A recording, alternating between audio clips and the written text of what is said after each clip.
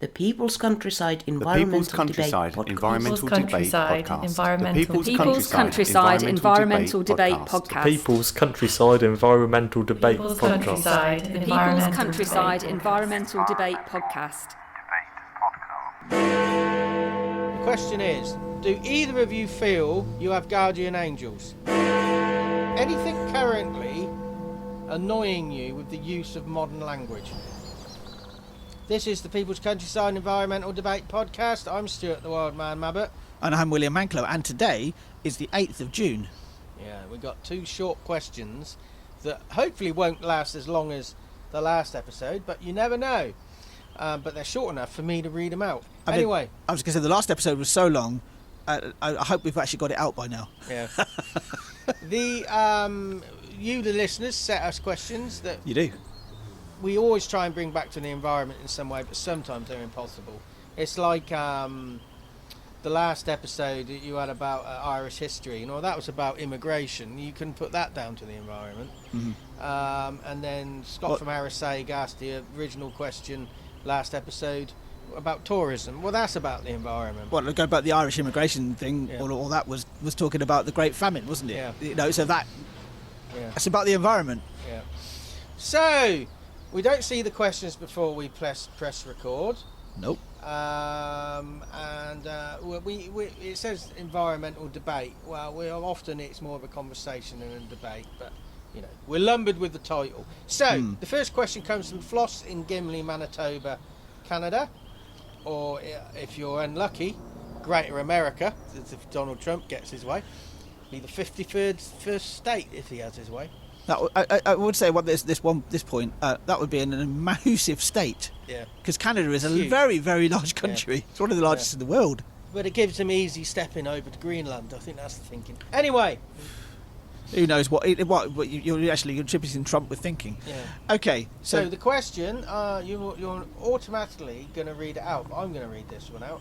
I wasn't going to automatically do anything. So the question is, do either of you feel you have guardian angels? No. But we also need to bring this back to the environment. You don't feel you have guardian angels? No. What does that connotation? What's the connotation when you think of guardian angels? How would they manifest? Well, you have to believe in wings? angels. You have to believe in angels in the first place to have a guardian angel. Didn't Luke Skywalker have three angels? He had Obi-Wan Kenobi, he had his dad, and then he had the little thing with pointy ears. Yoda. Yeah. I was going to say that wasn't our headmaster at school.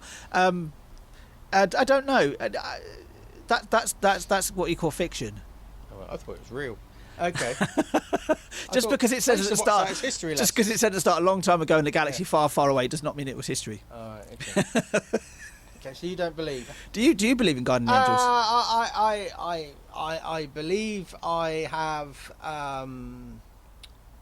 certain people from my past on my shoulder, informing my thinking. Whether or not they are there or I'm tuning into what would they do. But there are periods in my life where I have felt some physical presence. Whether or not that's manifested from within myself, I don't know. I don't claim to know, I don't need to know. But I do believe I have at least two. You've got me thinking about it from a different angle. So a guardian angel, literally, when I think about a guardian angel, is like an angel that sits on your shoulder and does all that sort of stuff. I mean, one of my favourite films of all time is It's a Wonderful Life, which has a literal guardian angel in it. I don't believe for the first time at Christmas. I don't believe in that type of guardian angel. But if you think about it from the angle you're coming at it from, there's extraordinarily close and important people in your life, and they give me, when I think about them, they give me strength, and they do sometimes. I've had times where I've been walking somewhere or doing something, and I felt their presence alongside me. But that's a manifestation of my own mind, and I understand logically, that. Yeah, it absolutely is. But that doesn't make it That doesn't devalue that experience. So I said a very trite no at the start. Do either of you feel you have guardian angels?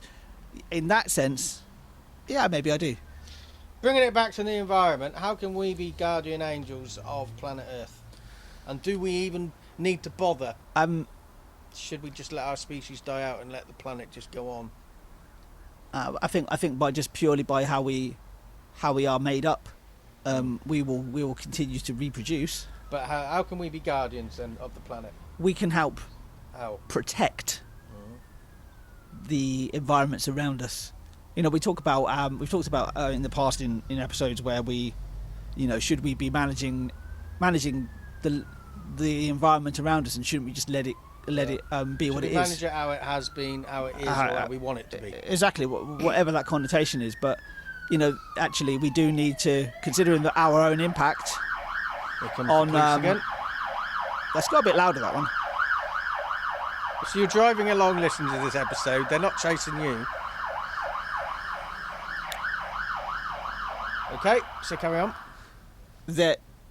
Yeah, that's actually a good lot. See, I've got distracted by it. I got distracted by it. Yeah, you need to learn to filter.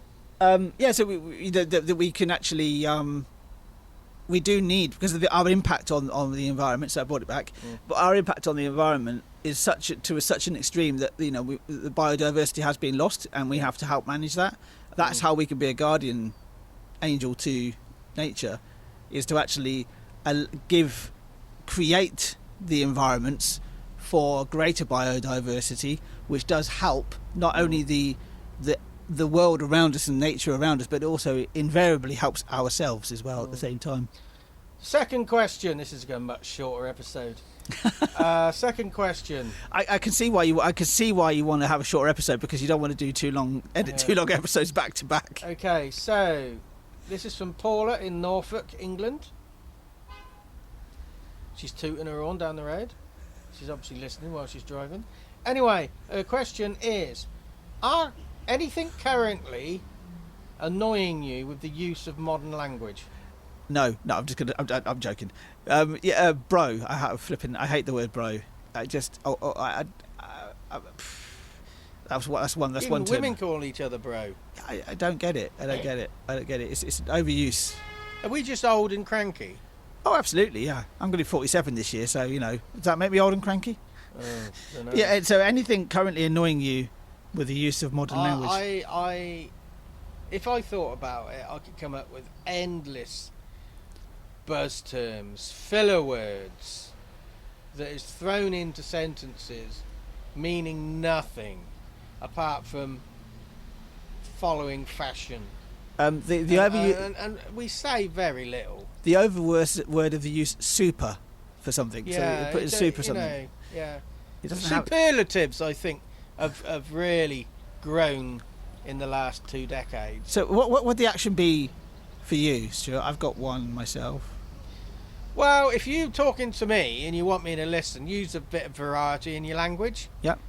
I know, you know, if you listen back to your self-recording, you do use phrases a lot, filler phrases while you're thinking, and I think people listen more if you remove them. But there are a lot of fashionable phrases that are also filler phrases.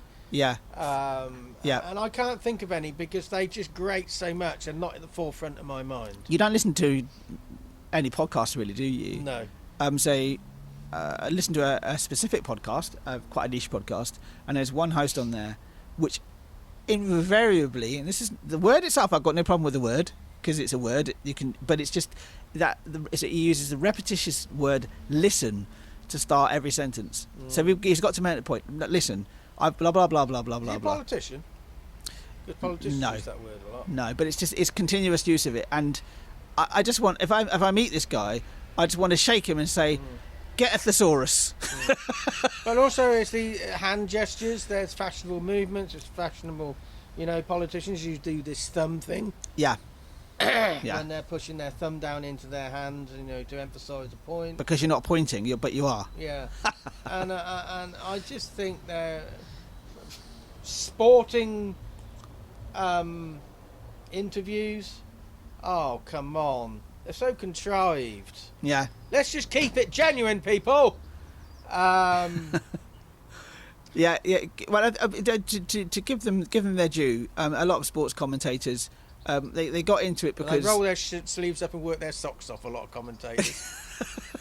well, Make up your fucking mind. Particularly at the end of the day. Yeah, you can be naked if you keep rolling things up. Yeah, anymore. but to be fair to them, they've got to fill half an hour with something, and they generally I would love to know how many times they contradict themselves. There's a clip from a private eye event, public event a few like last year, I think Christmas event, and they were doing impressions of sports commentators, and actual genuine quotes, and there was a quote from Pat Nevin, who was on, I think it was Radio 5 Live, and he said he came out with a phrase that's the closest we've come to a goal, apart from the 2 goals that have already been scored. Yeah. So I would say the action here is to really listen to the people around you and yourself, and just try and fill your sentences up. Be varied. With something of value. Yeah, have a varied diet of words. Don't try and rely on the same words all the time. I actually find myself when I'm writing that it really pushes my vocabulary, and I do try to push my vocabulary a bit further than using the same words over and over and over again. It's hard work, but you've got to go for it, right? Yeah.